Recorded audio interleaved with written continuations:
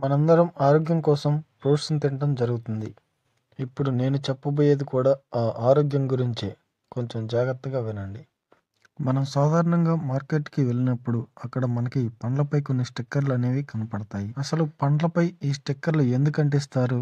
ఎవరికైనా ఎప్పుడైనా ఆలోచన వచ్చిందా? ఈ ఆలోచన నాకు వచ్చింది. అందుకే దాని గురించి చర్చ చేసి మీకు ఇన్ఫర్మేషన్ షేర్ చేస్తున్నా.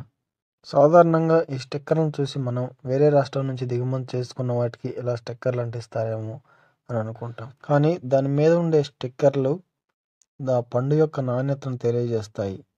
Food safety and stability authority of India వాళ్ళు చెప్పిన ప్రకారం ఈ స్టిక్కర్లలోనే అవి ఎలా పండించారు, వాటి నాణ్యత ఎలా ఉంది అనే మొత్తం ఇన్ఫర్మేషన్ అందులో ఉంటుంది. ఈ స్టిక్కర్లు చాలా రకాలు ఉంటాయి. ఈ ఫ్రూట్ మీద ఉన్న స్టిక్కర్ చూశారు కదా, 93435.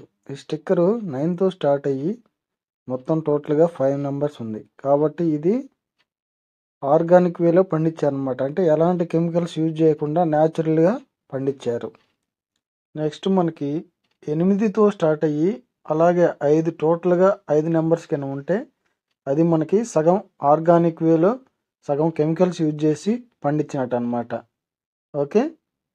నెక్స్ట్ 4తో స్టార్ట్ అయ్యి 4 అంకెలుగానే ఉంటే అది కేవలం కెమికల్స్ యూజ్ చేసి మాత్రమే పండించారని అర్థం చేసుకోవాలి. ఓకే. ఈసారి మీరు మార్కెట్కి వెళ్ళినప్పుడు జాగ్రత్తగా చూసి కొనుక్కోండి. ఓకే.